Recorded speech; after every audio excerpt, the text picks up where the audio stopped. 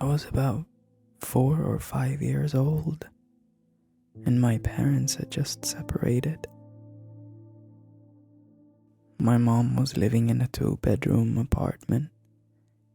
I had my own room, but I preferred to sleep in her bed whenever I was staying with her. Our 2 bedrooms were at the end of a hallway, directly across from each other. Our bedroom was on the first floor, and I remember that it was in the middle of the summer, and my mom had a window open in a room, which was directly behind the bed, above the headboard. Anyways, I woke up in the middle of the night and remember sitting up and seeing that our cat was sitting in the door frame of my mom's room. Her door was open, and you could partially see into my bedroom. This was strange, because our cat was typically always in bed with us. As I was watching him, he walked into my bedroom and meowed. I turned to face my mom and wake her up. In the 3-4 seconds it took her to wake up and ask me what was wrong, we both looked up in the door frame, and there was a man standing by my open door, making his way out of my bedroom.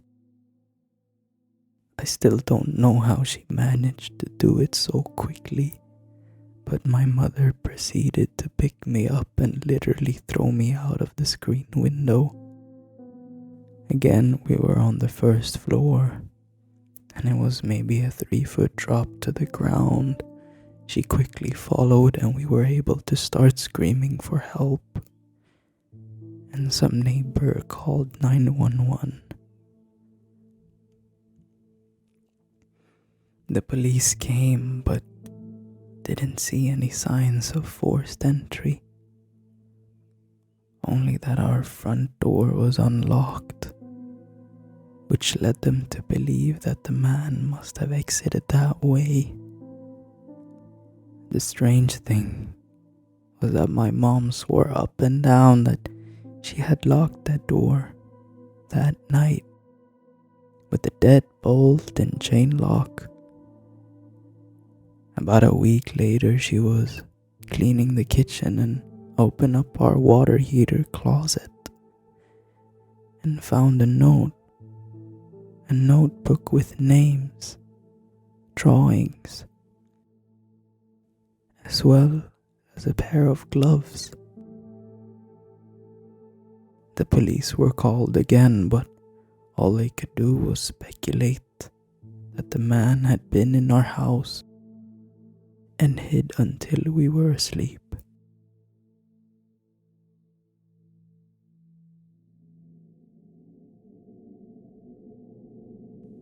I moved to my dad's when I was 10 and didn't know anyone in the area except for the family my dad was friends with. Single mom with 3 kids.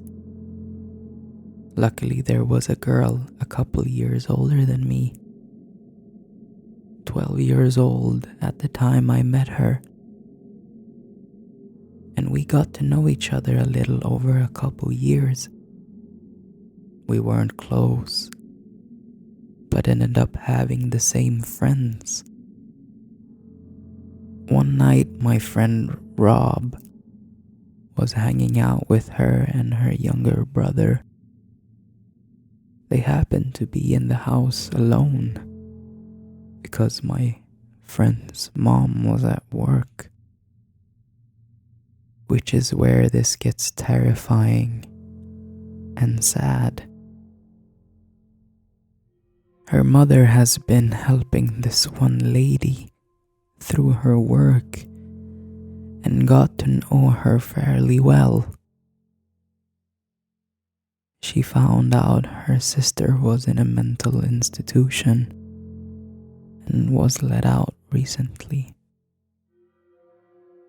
The night Rob is hanging out with my friend, they get a knock on the door. My friend thought it was just their mom. She knocks a certain way when coming in and answer it without thinking. Rob wasn't supposed to be there and took off through the window to his house down the road. He never thought twice about it. It wasn't her mom at the door. It was the sister of the lady her mom was helping. And she figured out through talking to her sister where her family lived and her mom's working schedule. She came in, and this is where I don't know details, and I'm glad I don't. My friend's younger brother got away to the neighbors to call the police. The lady brutally murdered my friend a week from Christmas, decapitated her body, and left her naked in a bathtub, hid her head. They had to look through the presents, and I don't know where they found it, but they did.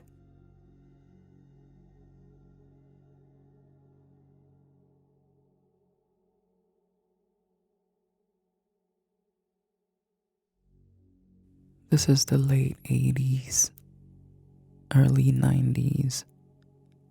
I was around 6, 7 years old. I'm at home with my sister who is 14, 15 at the time. We grew up in a small Texas town. Everyone knows everybody. We are home alone this particular night, and my parents let my sister babysit me frequently. We always got along due to our age gap. Anyway, it is about 8 p.m. in the winter, so it is dark, and we are in the common room, since that is where the TV was, watching 60 Minutes or 48 Hours or hard copy.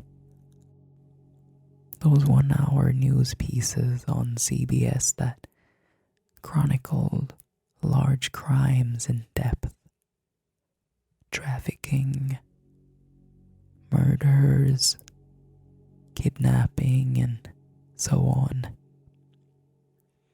This one was a typical story. Guy next door that was quiet went on a rampage in his next door neighbor's house, mutilating them and kidnapping their young daughter. Well, the thing about our house, common room, is that the door leading to the backyard was a large glass door. Nothing but blackness beyond it, unless you have the back light on. We did not. The front door is on the other side of the room, with a small entryway. This is a solid door, so you can't see what is beyond it, with a glass storm door on the outside of it. About 45 minutes into the show, they're talking about the ongoing manhunt for this crazy guy. Front door bangs like crazy. We jumped the fuck up and screamed like banshees. Dead silence now. The only lights on in the house are the kitchen, down the hall from the common room we were in, and the light from the TV. We start thinking something's on the porch had simply blown against the door. This was West Texas. Crazy strong winds out that way. Well, a minute or two of silence and us holding each other post-adrenaline overdose passes. Just when we are about to declare that everything is safe, we hear the storm door on the outside of our front door close. Someone had to have opened that door to be able to bang on the front door like that. We're both frozen in the middle of the room. On the floor where we've been watching TV. My sister crawls over to the TV and turns it off. It was an old TV, so we had to turn that metal dial to switch it off, which it does with a mildly loud thunk. Now it is just us in a room dimly lit by the kitchen light down the hall. I don't remember how much time passed with my frozen and my sister still crouched by the now off TV. But we kept making eye contact, then looking at the front door. I remember this part vividly. I am on my knees sitting on my feet and I turn around to look at the back wall of windows and glass door. We hear and I see the back door knob turn. It was locked on the knob but not dead-bolted. It rattles slightly as if someone is gently trying the handle. Neither of us make a sound, just held our breaths. Then, bam, bam, bam. Loud as hell. Someone is trying to force the door open, just jerking it back and forth. The whole wall of windows vibrates violently, and I can see with each jerk of the door how my slight reflection gets fuzzy, then clear, then fuzzy. My sister flips her shit and screams bloody murder. I am still frozen on the floor. She gets up and basically drags me into her bedroom, slams the door, throws her mattress and anything she can in front of her door. Thankfully, she had remembered the phone. We still had to direct dial the sheriff there, and in her panic didn't remember the number. She just hit redial on the phone. It was one of her friends, and she tells them in broken gasps that someone is trying to get into our house and needs to get there right fucking now. I'm curled up on the floor and can't stop shaking. We don't hear anything else until we see the headlights of my sister's friend and her parents driving up to the house.